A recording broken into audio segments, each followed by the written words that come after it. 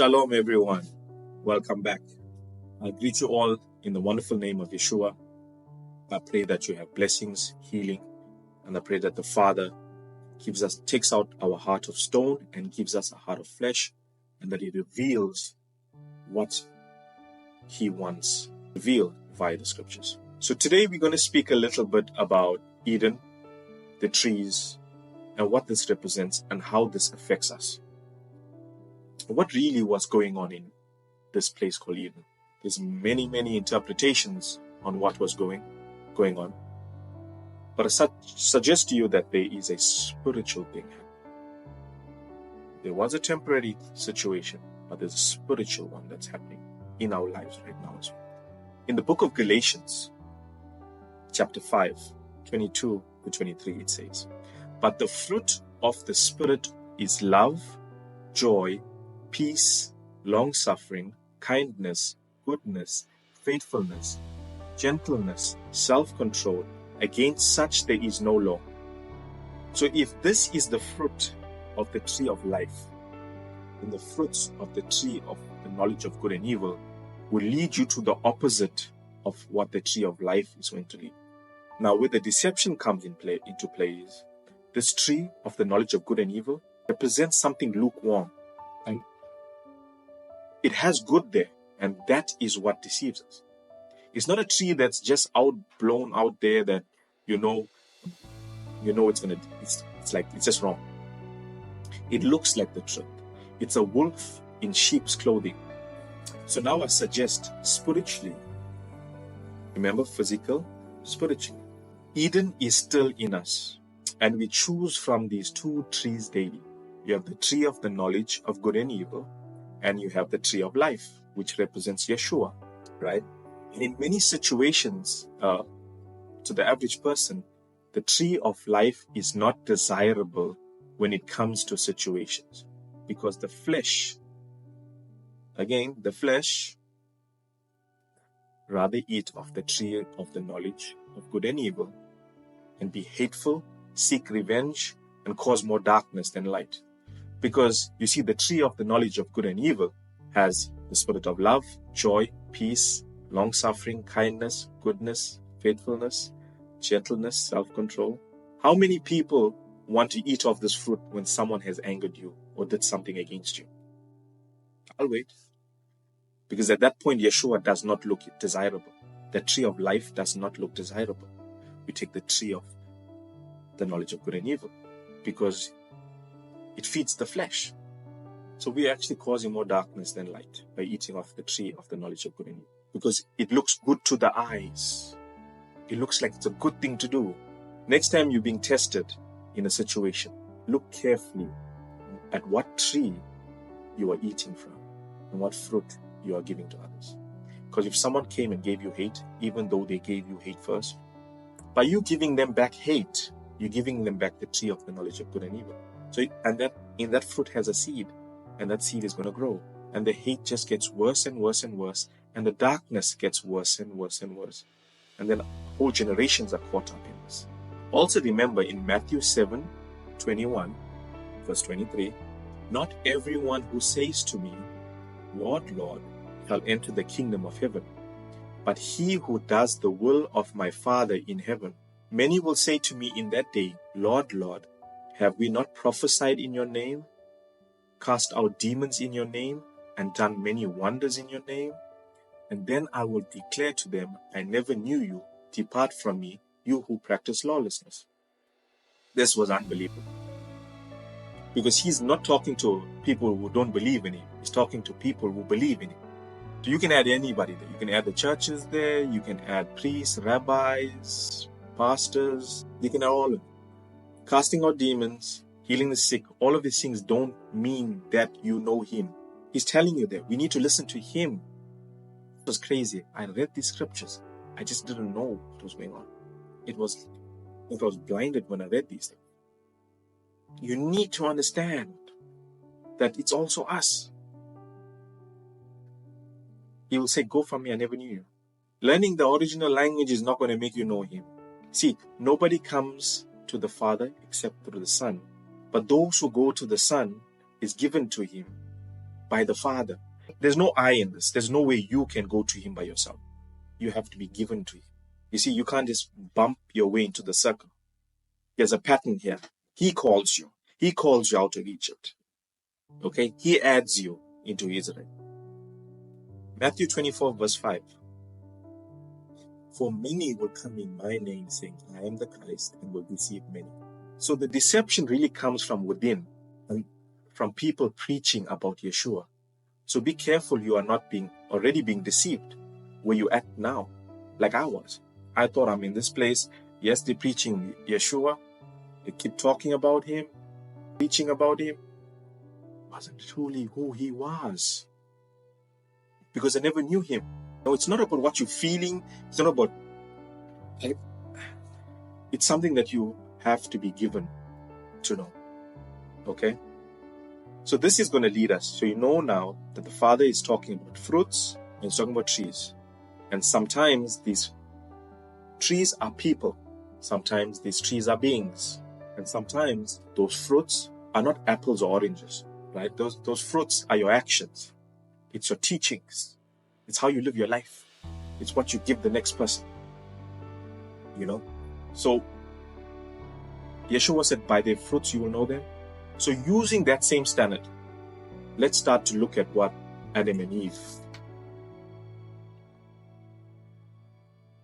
was happening, what was going on with them, right? So was Adam and Eve perfect? This is a concept many of us just believe because it is what the system has taught us. But again, it's important to look at the Word of God through the eyes of the Messiah. Many are told to believe in both Judaism and Christianity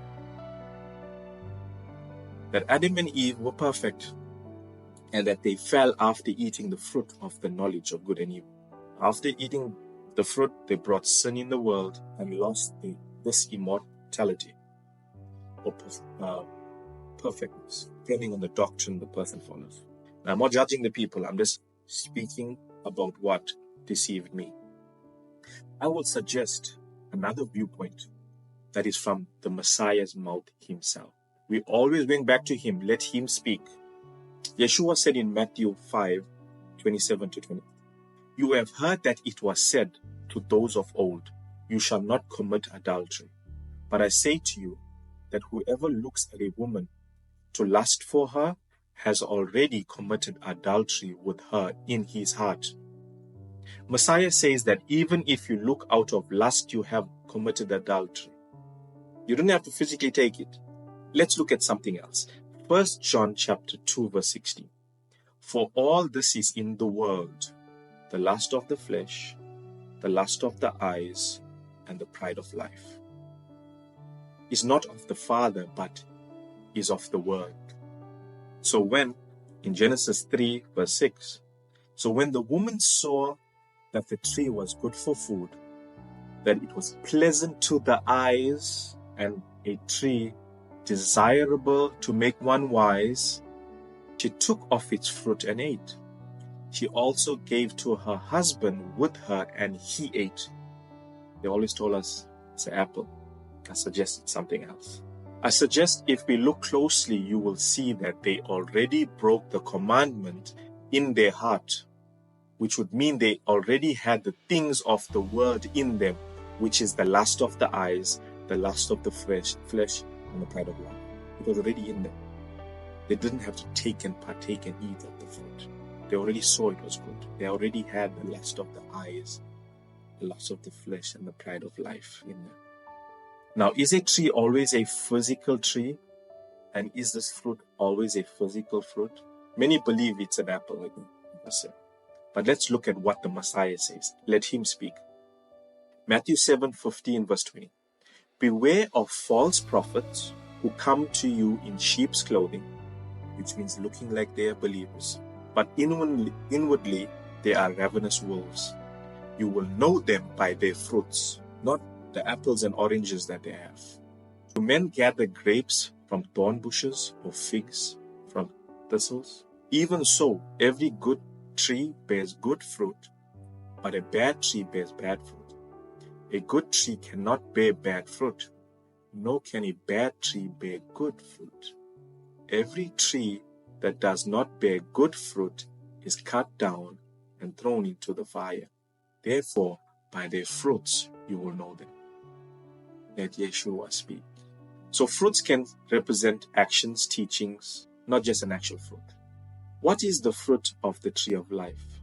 Again, I suggest it's the fruit of the Spirit, which is love, joy, peace, self-control, gentleness, faithfulness, goodness. It's Yeshua's personality, and Yeshua is the invisible image of God.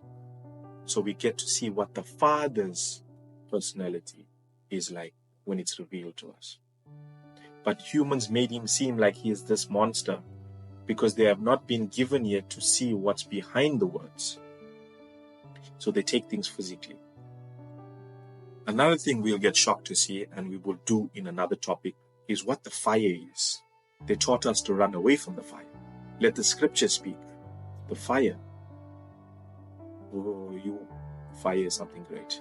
So, I suggest to you that Adam and Eve already had the things of the world in them before they took and ate.